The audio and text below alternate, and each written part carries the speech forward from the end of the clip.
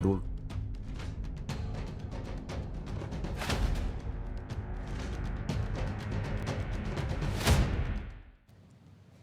नमस्कार, स्वागत आपका स्पॉटलाइट में। मैं हूं आपके साथ पारुल।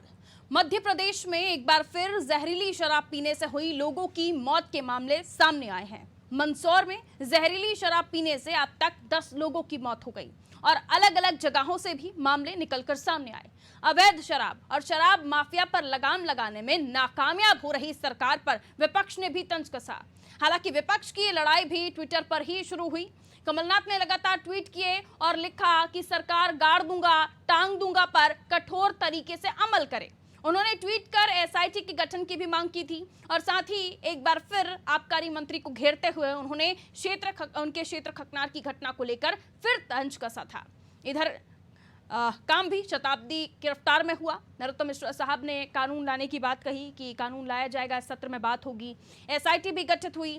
आप जानते हैं कि साल भर में अब तक करीब 4 दर्जन लोग जहरीली शराब पीने से असमय काल के गाल में समा चुके हैं। लेकिन मसला ये है कि अगर जहरीली शराब बनना बिकना बंद हो जाती है तो क्या नशा करने वाले अंग्रेजी पीने लगेंगे, जो उनके बूते की बात नहीं? क्या एक वजह जहरीली शराब पीने के पीछे ये नहीं है कि सही और वैध शराब उन्हें महंगी और दूर जाकर मिलती है? और क्या शराब माफिया पर कार्रवाई की जा रही है, हो भी रही है? ऐसा नहीं है कि सरकार ने कार्रवाई नहीं की है, वो माफिया की आर्थिक कमर तोड़ने, उन्हें कमजोर करने, उनके आशियाने ध्वस्त कर रही है। लेकिन सवाल ये है कि सत्ता के साकेत में बैठे वो भवन कब गिराए जाएंगे जो इन मामलों के मूल दोषी हैं? तो स्पॉटलाइट में आज आखिर क्यों जहरीली शराब के कारोबार को ध्वस्त करने में नाकामयाब है सिस्टम और सरकार? क्या वाकई आबकारी अधिकारियों के संरक्षण में फल फूल रहा है जहर का ये गोरख धंधा? क्या माफियाओं पर सरकार सख्त लेकिन असल गुनेगार मस्त? तो स्पॉटलाइट में आज होगी इन्हीं मुद्दों पर बात। उससे पहले आप ये रिपोर्ट देखिए।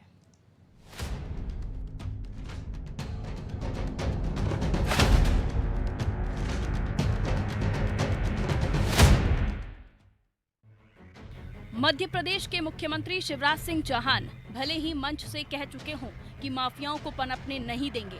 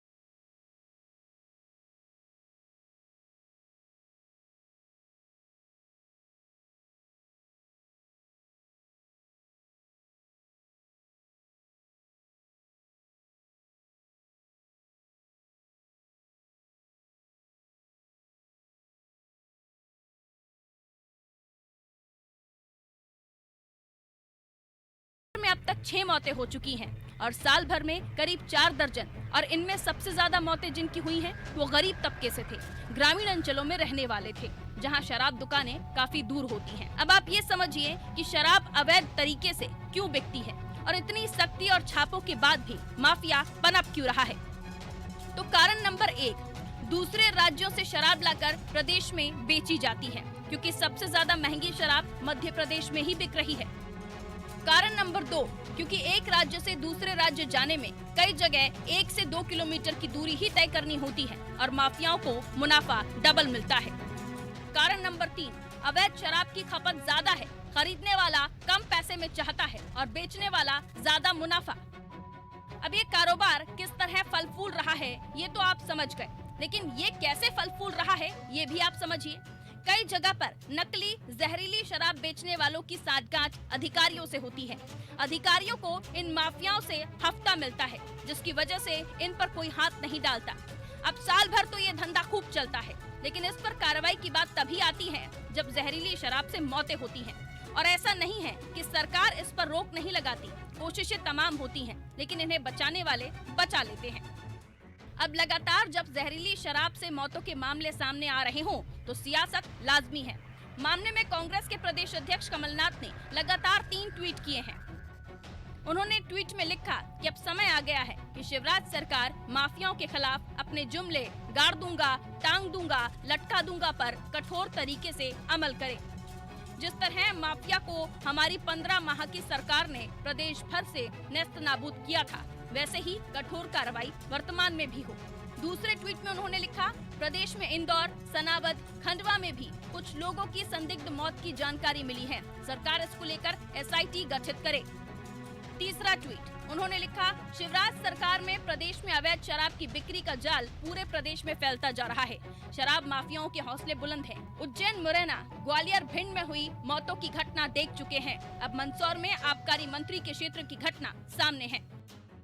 कमलनाथ के ट्वीट के बाद दिग्विजय सिंह ने भी सरकार को घेरा और आबकारी विभाग के संरक्षण में ही माफियाओं के पनपने का आरोप लगाया। वहीं पूर्व मंत्री जीतू पटवारी ने भी सरकार पर कई गंभीर आरोप लगाए हैं।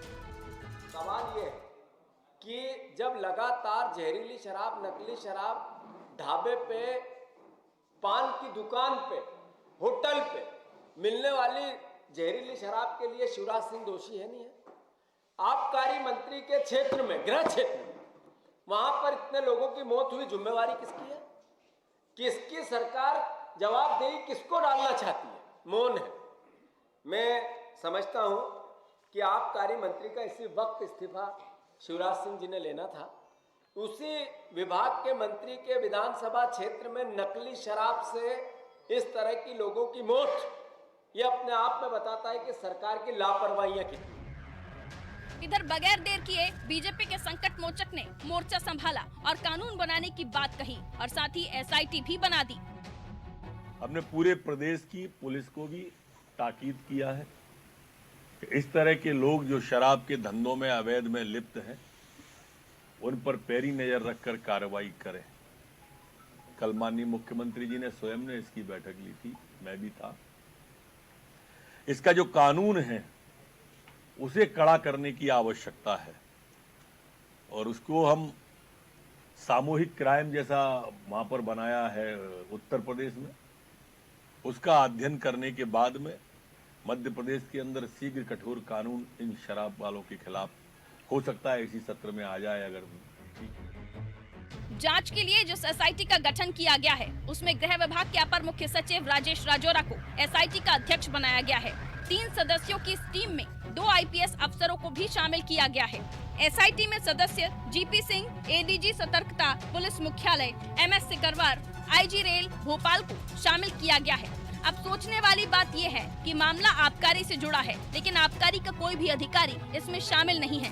क्या सरकार वाकई आबकारी विभाग के अधिकारी के बगैर ही जांच करना चाहती है या फिर कोई और कारण है? और अगर ऐसा है तो ये माना जा सकता है कि आबकारी में बैठी बड़ी मछलियों पर भी गाज गिर सकती है, क्योंकि ये गोरख धंधा बगैर बड़ी मछलियों के संलिप्तता के मुमकिन नहीं।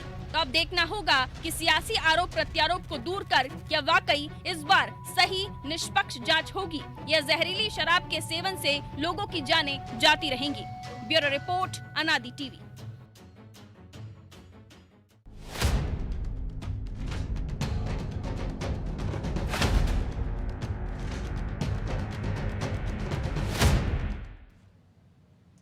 कैसे पनप रहा है जहरीली शराब का ये गोरख धंधा? कैसे अवैध शराब की बिक्री होती है या खपत होती है? लोग कैसे खरीदते हैं और क्यों लोग जहरीली शराब पीते हैं? ये तमाम चीजें आपने इस रिपोर्ट में समझ ली होंगी। तो चलिए अब उन सवालों से आपको रूबरू करवाती हूँ जिन पर आज स्पॉटलाइट होने वाला है।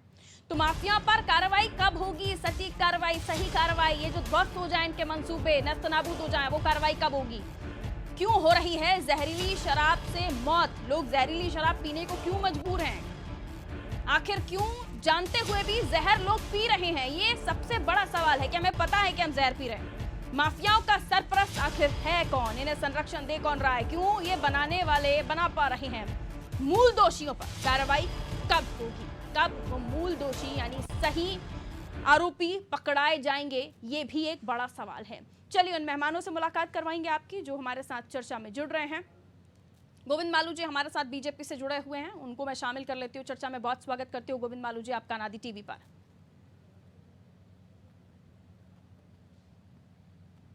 गोविंद मालू जी, आरोप प्रत्यारोपों के बीच हकीकत ये है कि आप लोग ध्वस्त कर रहे हैं उनके ठिकानों को, आप लोग जहरीली शराब को पकड़ रहे हैं, आप लोग उन तमाम कॉलर्स पर जा रहे हैं जो इन कारोबार में लिप्त हैं या जो माफिया हैं, लेकिन उसके बावजूद भी सर जहरीली शराब बन रही है, बिक रही है, लोगों के जहन में ये है कि उन्हें आसानी से ये शराब उपलब्ध हो जाती है। सर, सरकार सख्त है, सरकार पूरी तरह से सजग है जी। और सरकार ने किसी को बख्शा नहीं है। जिन लोगों ने गड़बड़ की है, जो माफिया हैं, उनको नेस्त नाबूद कर रही है और करेगी सरकार। किसी को छोड़ा नहीं जाएगा। लेकिन जो अपराधी हैं वो अपराध यदि घटित अपराध न करें, ये तो जरूरी है ही। यदि कहीं कोई गड़बड़ होती तो उसको जड़ मूल से उसको उखाड़ फेंकने का काम भी सरकार कर रही है। किस तरह से इन अवैध शराब के जो धंधे करने वाले जिन लोगों ने मंदसौर में किया, उनके संपत्ति को जमींदोज कर दिया, उनके आर्थिक रीढ़ तोड़ दी, उनको जेल के शिक्षों में बंद कर दिया।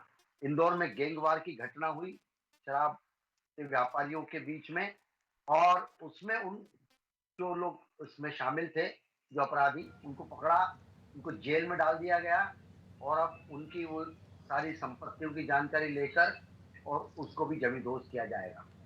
देखिए, कानून अपना काम करता है और कानून की परिधि में सब काम होता है। कानून के जरिए काम होता है। किसी को हैंग नहीं किया जा सकता, किसी को फांसी पर नहीं लटकाया जा सकता जी। लेकिन अपराधियों को डर लगेगा कड़ी कार्रवाई से, और वो सरकार कर रही है। और जहां भी ऐसे हमारे सारे हमले को बहुत फिर से सचेत कर दिया गया है कि जो इस तरह के लोग हैं, चाहे वो किसी से जुड़े हों, क्योंकि ये कांग्रेस के जमाने के जो वायरस हैं वो अब निकल के आ रहे हैं, और 15 महीने की सरकार ने जो बीज बोए हैं जगह जगह माफियाओं के, वो अब बाहर आ रहे हैं। उनको स्वच्छंद रूप से उनको सरकार नेस्त नाबूद करने के लिए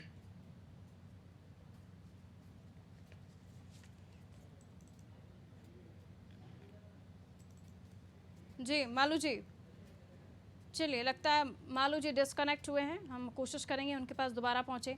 तो देखिए, लगातार जो मौतों का आंकड़ा है अब तक जो सामने आया है वो मंदसौर से ही 10 लोगों का आया है, लेकिन ऐसा नहीं है कि सरकारें प्रयास नहीं करती हैं इन तमाम माफियाओं को पकड़ने का या शराब कारोबार जो अवैध तरीके से चल रहा है उनको ख़त्म करने का, लेकिन उसके बावजूद भी सरकार की नीयत से इतर शायद उन्हें मिल तो रहा है किसी ना किसी का संरक्षण, तभी ये माफिया पनप रहे हैं। मालू जी हमारे साथ जुड़े हुए हैं। मालू जी, अब सवाल ये है कि कानून को सख्त करने की बात नरोत्तम मिश्रा साहब कह रहे हैं और एसआईटी तो गठित की गई है, लेकिन एसआईटी को लेकर सवाल ये है सर कि एसआईटी में राजेश राजौरा जी हैं और भी तमाम लोग हैं, लेकिन बावजूद उसके कोई आबकारी डिपार्टमेंट से इस टीम में नहीं है। इसकी वजह क्या है सर? मालू जी।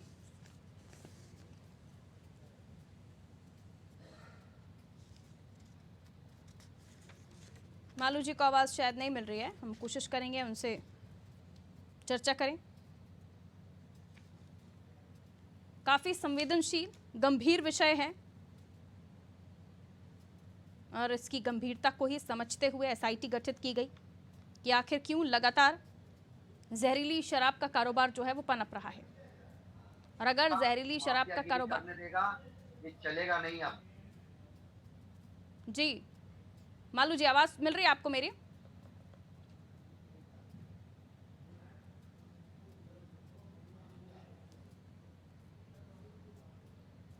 मालू जी, आवाज मिल रही है आपको मेरी?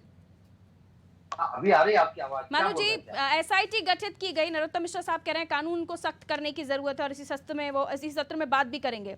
मुख्य सचिव राजेश राजौरा जी को एसआईटी टीम का अध्यक्ष बनाया गया, और भी कई लोग हैं, लेकिन इनमें कोई भी आबकारी का नुमाइंदा, आबकारी का अधिकारी नहीं है। सर, इसके पीछे की वजह डिपार्टमेंट आबकारी का है और वजह जो चीज है, जो शराब है, वो भी आबकारी से लिंक करती है।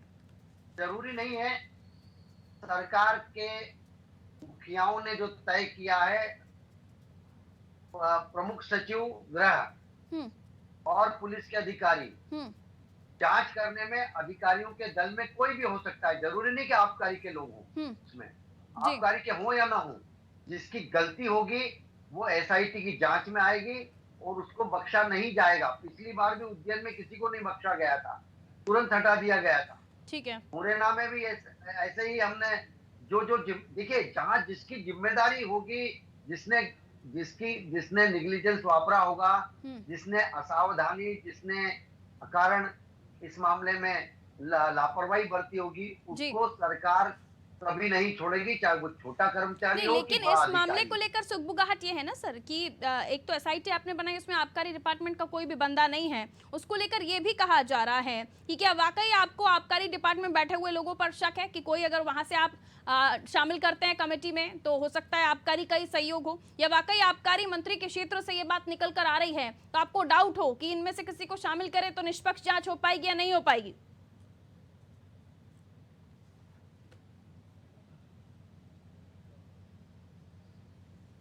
मालू जी को शायद आवाज नहीं मिल रही है हमारी, हम कोशिश करेंगे कि चर्चा कर पाए उनसे आगे। मालू जी सुन पा रहे हैं? आज नेटवर्क भी साथ नहीं दे रहा। मालू जी सुन पा रहे हो तो मुझे बताइएगा।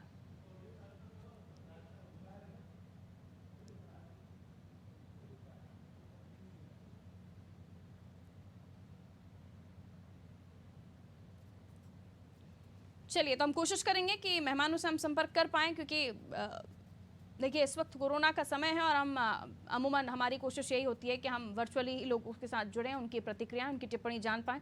और ये बेहद ही गहन संवेदनशील मसला है, जहरीली शराब जिससे लगातार मौतों की खबरें हमने सुनी है। मालू जी आवाज़ मिल रही है आपको मेरी? हाँ, मिल रही। मालू जी, जो सुगबुगाहट है इस मामले को लेकर कि क्यों आबकारी डिपार्टमेंट से कोई भी नुमाइंदा नहीं है, क्या डिपार्टमेंट के लोगों पर भरोसा नहीं है, या क्योंकि आबकारी मंत्री जी के क्षेत्र से इस तरह की खबरें सामने आई हैं तो इसलिए भी उस डिपार्टमेंट को थोड़ा सा डिनाई करके रखा हो? वजह क्या है? कोई वजह नहीं क्योंकि है, इफ एंड बट जो भी माइनर चीजें हैं वो तो आबकारी डिपार्टमेंट का ही कोई बंदा बता पाएगा। उसमें आबकारी का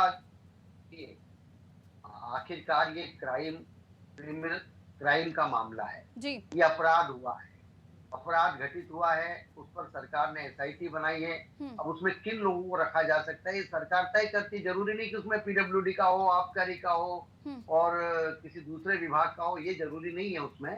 उसमें तो जो भी होते हैं अधिकारी होते हैं और वो अपनी तटस्थ और उसमें जो उनकी राय और जो उस संदर्भ घटनाक्रम के संदर्भ में कैसे वो घटना घटी तो कौन जिम्मेदार था उसकी उनको मीमांसा करके उसकी पोस्टमार्टम करके उसकी रिपोर्ट देनी है।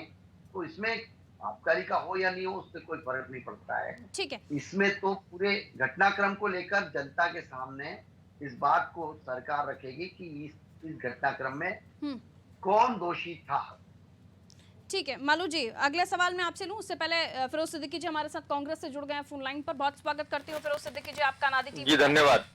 फिरोज सिद्दीकी जी, आरोप तो आप लोगों की तरफ से भी लग रहे हैं, कमलनाथ जी के लगातार तीन ट्वीट, दिग्विजय सिंह जी भी लगातार ट्वीट कर रहे हैं, हालांकि लड़ाई ट्विटर पे देख रहे हैं हम, धरातल पर क्या है ये आप ही जाने। लेकिन मुझे ये समझाइए कि जहरीली शराब का कारोबार कोई भी सरकार क्यों नहीं खत्म कर पाती? देखिए पारुल जी, ऐसा मध्य प्रदेश में कहीं कोई पुराना इतिहास नहीं है कि जहरीली शराब का जो है मौतें हुई हो। कहीं कहीं कभी इक्का दुक्का कहीं स्प्रिट पीने से 12 लोगों की मौत मुरैना में, ये तारीख 12 जनवरी 2021। आप मेरी बात सुनिए, लेकिन जब से ये सरकार आई है तब से उज्जैन, मुरैना, ग्वालियर और तमाम जगहों से शिकायतें आ रही हैं। और ये है मंदसौर जो कि आबकारी मंत्री का क्षेत्र है, वहां से। और यहाँ जांच चली रही थी, अभी बात पूरी भी नहीं हुई कि इंदौर, सनावद और खंडवा से भी ये खबरें आई हैं। और अब सरकार तथ्यों को छुपाना चाहती है, लेकिन हमारी पुख्ता जानकारी है कि वहां भी मौतें हुई हैं जहरीली शराब के कारण। ये इस बात को दर्शाता है कि सरकार जो है इसके प्रति, माफिया के प्रति गंभीर नहीं है, जैसा कि कमलनाथ जी ने कहा और दिग्विजय सिंह जी ने कहा।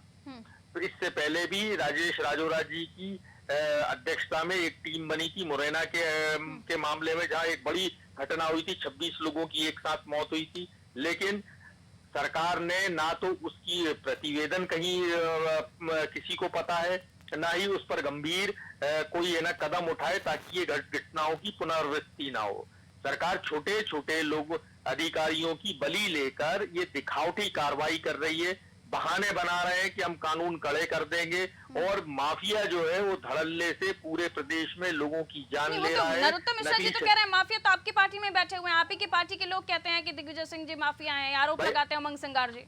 हाँ, तो हम भारतीय जनता पार्टी से जानना चाहते हैं क्या उमंग सिंगार जी से प्रेरणा लेके वो जहरीली शराब बिकवा रहे हैं? किसकी प्रेरणा से जहरीली शराब बिकवा रहे हैं? हमारी सरकार में तो कहीं जहरीली शराब का कोई एक भी मामला नहीं आया 15 महीने की सरकार में। मैंने जनवरी का आंकड़ा दिया आपको, जहरीली शराब नकली शराब से 12 लोगों की मुरैना में मौत हुई। हाँ, ये हमारी सरकार में नहीं हुआ, ये हमारी सरकार के समय का नहीं है। हमारी सरकार में हमें कहीं जानकारी नहीं कि जहरीली शराब से मौतें हुई हैं। ये सारी मौतें जो हुई हैं इनकी शुरुआती उज्जैन से हुई है जब भारतीय जनता पार्टी की सरकार आ गई, और हम लोगों ने माफिया के खिलाफ बहुत कड़ी कार्रवाई की, कड़े नियम बनाए। लेकिन जो सरकार है, सरकार घटनाओं की पुनरावृत्ति पे पुनरावृत्ति होती जा रही है। यानी मंदसौर की जो आबकारी मंत्री के क्षेत्र में अभी चल ही रही है जांच की, इंदौर, सनावद और खंडवा में भी सुनने मिल गई। यानी कितना माफिया जो है बेखौफ ठीक है, मैं लौटती हूं है आपके पास। मध्य प्रदेश में अलग अलग जगहों से नकली शराब, जहरीली शराब से मरने वालों के आंकड़े सामने आने लगे हैं। गोविंद मालू जी, सवाल ये है कि आप छापे मार रहे हैं, आप ठिकाने ध्वस्त कर रहे हैं, लेकिन उसके बाद भी जहरीली शराब बनाने वाले, बेचने वाले ये पनप रहे हैं। तो अंदर खाने कोई तो है जो मिला हुआ है, कोई तो सरपरस्त है जो इनका सगा है आपकी सरकार में। हमारी सरकार में कोई भी इनका सगा नहीं है। हमारी सरकार इनके खिलाफ पूरा मोर्चा खोले हुए है। देखिए, जो चोरी डकैती, जो अपराध करने वाले, जो माफिया लोग हैं, इनका कोई धर्म नहीं होता है। इनको संरक्षण दाता जो इनके थे वो चले गए, और अब इनको पकड़ पकड़ के जेल के सिक्कों में हमारी सरकार अंदर बंद कर रही है, डाल रही है, और इनको नेस्त नाबूद कर रही है इनके अड्डों को। इससे घबराहट में ये लोग इधर उधर जा रहे हैं। लेकिन हमारी सरकार ने इंदौर में भी जो इनके गोलियां चली, उस बारे में भी जांच पड़ताल होके उनकी संपत्तियों की जांच करके उनको नेस्त नाबूद करेगी, उनके ठिकानों को। तो सरकार किसी को नहीं बख्श रही है। लेकिन जो ये माफिया पनपे हैं जी, ये जो अवैध धंधों में जिन लोगों से इन लोगों ने बड़ी रकम वसूल करके अवैध धंधे वालों को प्रोत्साहन दिया है 15 महीने की कमलनाथ की सरकार ने, अब वो कोई बच नहीं पाएंगे और उनको चुन चुन कर उनको ठिकाने लगाया जाएगा। हमारी सरकार ने संकल्प लिया है, और एक कानून भी और भी कड़ा किया जाएगा। अवैध शराब के संदर्भ में हमने सारे हमारे मुख्यमंत्री जी ने सारे कलेक्टर्स को, एसपीस को और सब अमले को पूरी तरह सचेत किया कि और तेजी से सर्च करके जहां भी और ये जिस दूरस्थ इलाके में भी कहीं अवैध शराब बनाने वाले लोग हों उनको धर दबोचें और उनको जेल के सिक्कों में डालें। हम किसी को छोड़ने वाले नहीं हैं, और जो माफिया लेकिन वो छूट जाते हैं ना सर, दिक्कत तो यही है कि आप छोड़ने वाले नहीं, आप तो गर्दन पकड़ रहे हैं, लेकिन छूटने वाले छूट जाते हैं ना, बचाने वाले बचा ले जाते हैं, पतली गली से निकाल लेते हैं। छूटे बताइए, ये दोनों तीनों घटनाएं जिनकी बात करें, किसी को छोड़ा क्या? हमने तो जो अधिकारी थे उनको सस्पेंड किया और जो बाकी सबको जेल में डाला। ये देवश्री माली जी वरिष्ठ पत्रकार हमारे साथ जुड़ गए हैं। देवश्री माली जी वरिष्ठ पत्रकार हमारे साथ जुड़ गए हैं। देवश्री माली जी, ये बड़ी मछलियों तक कब पहुंचेगी सरकार, तंत्र, आबकारी विभाग, या बड़ी मछलियों जैसे दिग्विजय सिंह जी आरोप लगा रहे हैं कि हफ्ता मिलता है इन्हें, तो जिन लोगों के नाम छूट गए थे उनको। देखिए, एक बात बताऊं मैं आपको कि बड़ी मछलियों तक तब पहुंचेंगे जब इच्छा शक्ति होगी। हम जब राजनीति में ही लड़ाई लड़ते रहेंगे, कोई कार्य योजना नहीं बनाएंगे, तो यही हाल होगा जो होता चला आ रहा है। अभी से नहीं हो रहा, वर्षों से होता चला आ रहा है। हमको एक ठोस रणनीति बनाना पड़ेगी इसके लिए। किसी ने बेची और बेचने के बाद वो पकड़ गया, पकड़ने के बाद वो छूट गया, उसके बाद कितने लोगों को सजा हुई? अब आप मुझे बताइए, मेरे को इतने लोग पकड़े गए, अब वो कहते थे 15 महीने का माफिया पैदा, तो 15 साल में खत्म हुआ, आदमी 15 महीने में कैसे हो जाएगा? कह देती अभी माफिया राज चालू हो गया, उनके समय में खाई। जबकि आप आंकड़े देखेंगे तो दोनों तरफ रहते रहेंगे। तीन बातें इसमें देखो महत्वपूर्ण है। इस पर राजनीति से ऊपर उठकर, कांग्रेस बीजेपी से अलग हटकर सरकार लेवल पर बातचीत होनी कांग्रेस चाहिए। कह रही है हम तो पाक साफ है, हमारे टाइम पर कोई नकली शराब, जहरीली शराब का कोई मामला नहीं था। वो हमें थोड़ी कहने की जरूरत है, सरकार के पास आंकड़े हैं, आंकड़े तो मालू जी भी दे देंगे उनके समय के साफ पाक के, तो ये नहीं है। बात आग साफ साफ हो या नहीं हो, लोग मरे या नहीं मरे, ये महत्वपूर्ण विषय है। और इसके लिए अपने को कोई पॉलिसी की जरूरत होगी। ये केवल नकली शराब या जहरीली शराब के सिर्फ मरने का मामला नहीं है, इसके बनने की प्रक्रिया और इसमें इन्वॉल्व कैसे है। देखिए एक बात बताऊं मैं आपको, सबसे बड़ी समस्या है कि नकली शराब बिकती क्यों है। बिकती इसलिए है क्योंकि वो सस्ती है। हेलो जी जी देवश्री माली जी, आपका ही सवाल मैं आगे लेकर जा रही हूँ। गोविंद मालू जी, नकली शराब जहरीली शराब का लोग सेवन क्यों करते हैं, इसके पीछे के कारण हाँ, क्या है सर? मैं थोड़ा सा आपका समय चाहूंगा। जल्दी से सर। हाँ, क्योंकि वो जो राजस्व की भूख है सरकार की, वो इतनी बढ़ती चली जा रही है कि ऐसा कौन सा धंधा है जिसमें 25% हर साल बढ़ जाएगा। नतीजा ये हो गया है कि जो आबकारी विभाग के अधिकारी कर्मचारी उसके एक्सपर्ट है, वो कहते हैं कि आज देसी शराब किसी ठेके पे 100 रुपए से सस्ती नहीं मिलती है, तो अब जहां सस्ती मिलती है वहां से लाते हैं।